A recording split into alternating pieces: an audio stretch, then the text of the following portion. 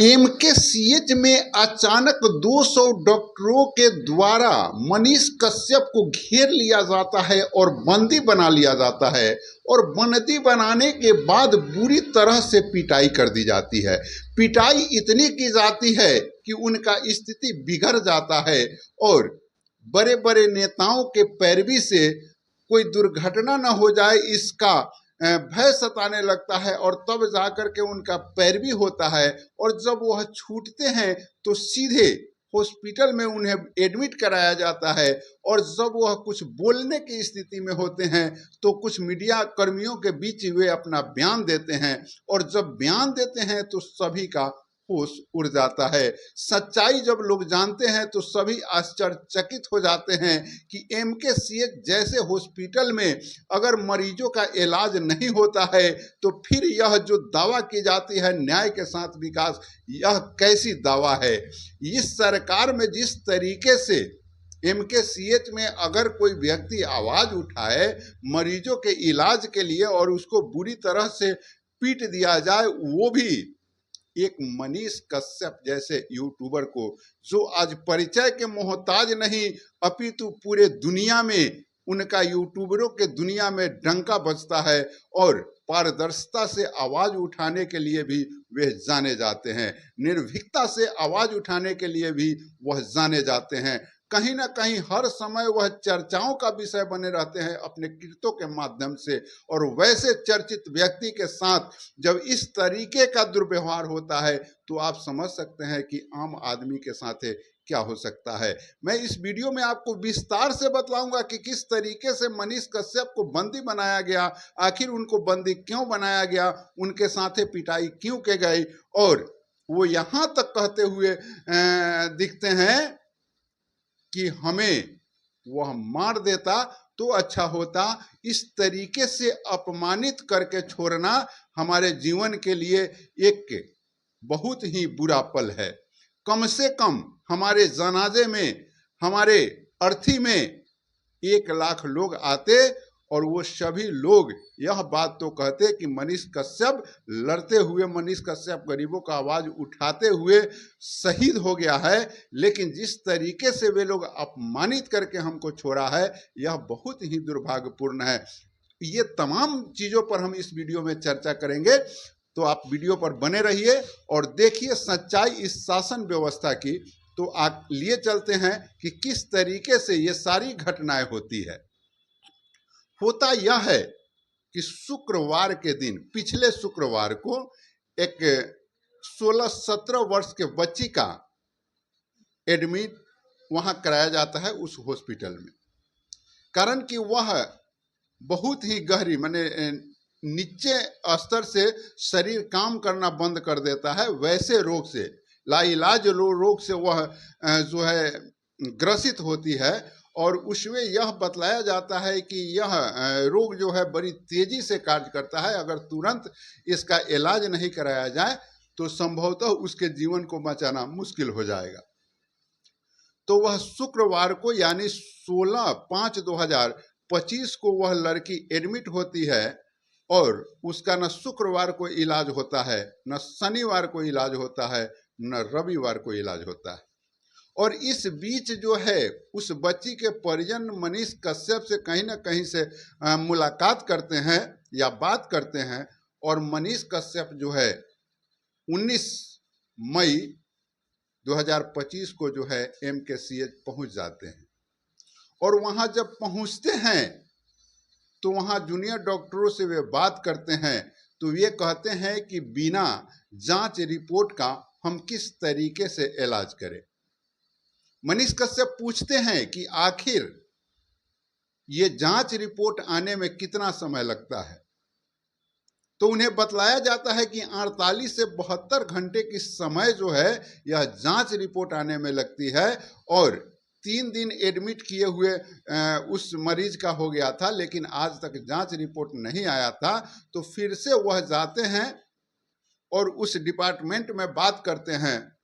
और 15 से 20 मिनट में उस बच्ची का जो है जांच रिपोर्ट आ जाता है। जब 15 से 20 मिनट में उस बच्ची का जांच रिपोर्ट आ जाता है तो फिर उसी जूनियर डॉक्टर से जो है यह बात करते हैं, और बात करने के दरमियान आदर सूचक शब्द से अगर नवाजते हैं और उसे दीदी बोल देते हैं तो वह डॉक्टर जो है भड़क जाती है। आप YouTube पर या Facebook पर बहुत सारे ऐसे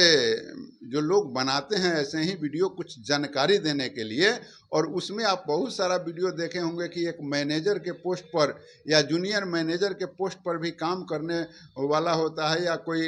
लेडीज के द्वारा ही वह दिखाया जाता है, तो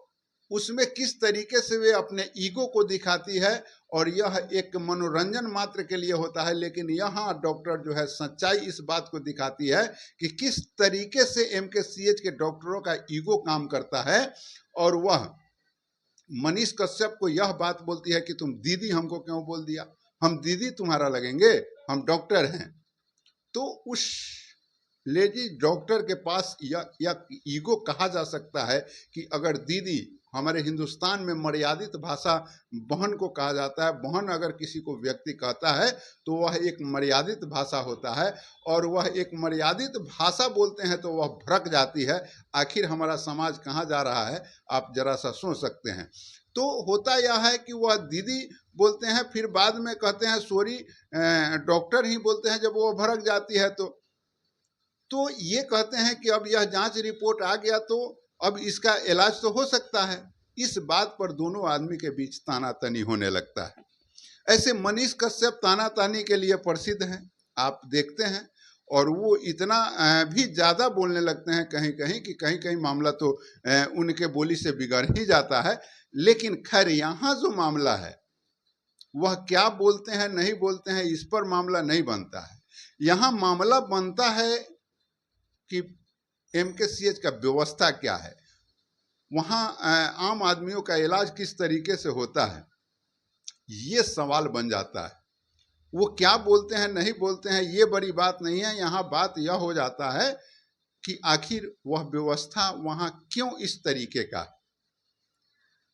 और उसके बाद जो है वहाँ जब तनातनी हो जाता है, वे जाते हैं, कहते हैं हम सुप्रिटेंडेंट से इस बात की शिकायत करेंगे, और वहाँ जब उस ऑफिस में जाते हैं सुप्रिटेंडेंट साहब नहीं रहते हैं, उप सुप्रिटेंडेंट रहते हैं, उनसे उनकी बातें हो रही होती है। और इस बीच में जो है 200 जूनियर डॉक्टर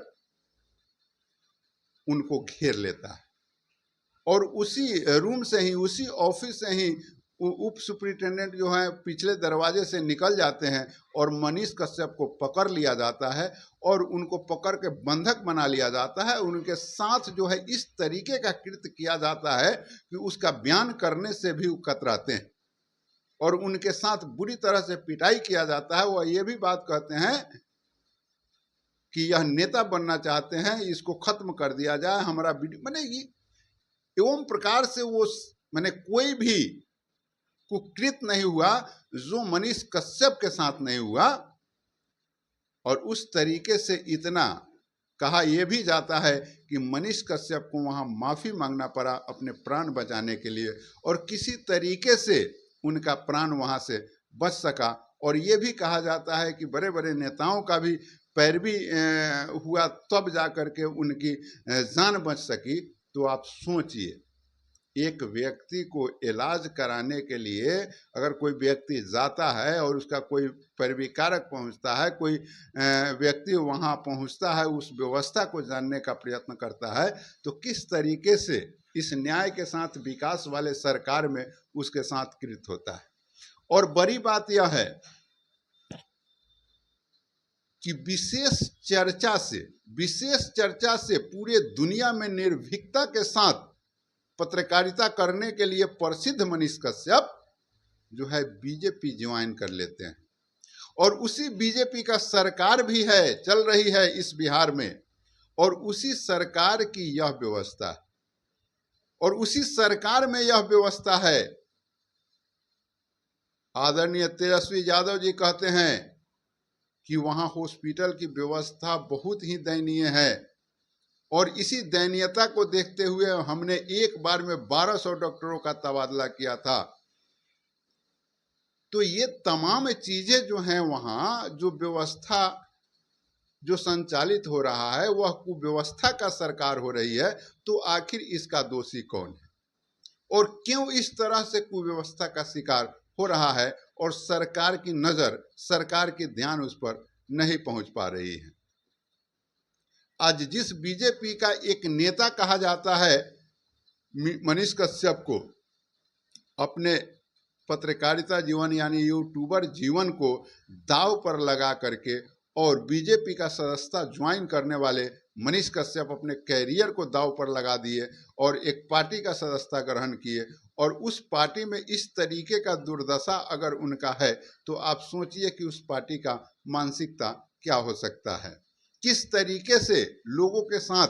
जब अपने कार्यकर्ताओं के साथ जब इस तरीके का उस पार्टी में भेदभाव हो सकता है तो आम आदमी के लिए उस पार्टी में क्या सोच हो सकता है, ये चीज़ें आप सोच सकते हैं, समझ सकते हैं। और इस तरीके से मनीष कश्यप के साथ जो दुर्व्यवहार हुआ, जो घटना हुआ, यह घटना आज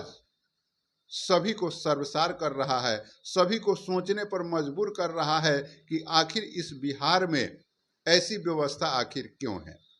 मैं आपको बतलाना चाहता हूं कि किसी भी राज्य के विकास के लिए सबसे पहले वहां स्वास्थ्य व्यवस्था होना, स्वास्थ्य व्यवस्था सही होना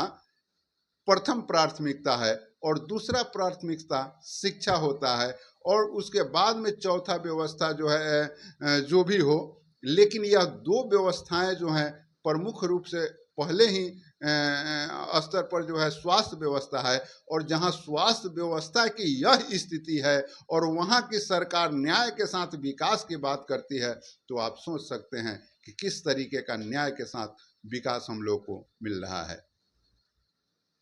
जब यह बातें चर्चा में आती है तो सवाल किया जाता है कि आज से 20 साल पहले की बात देखिए, हॉस्पिटल में आदमी नहीं जानवर रहते हैं, तो कम से कम उस समय जानवर का इलाज तो होता था।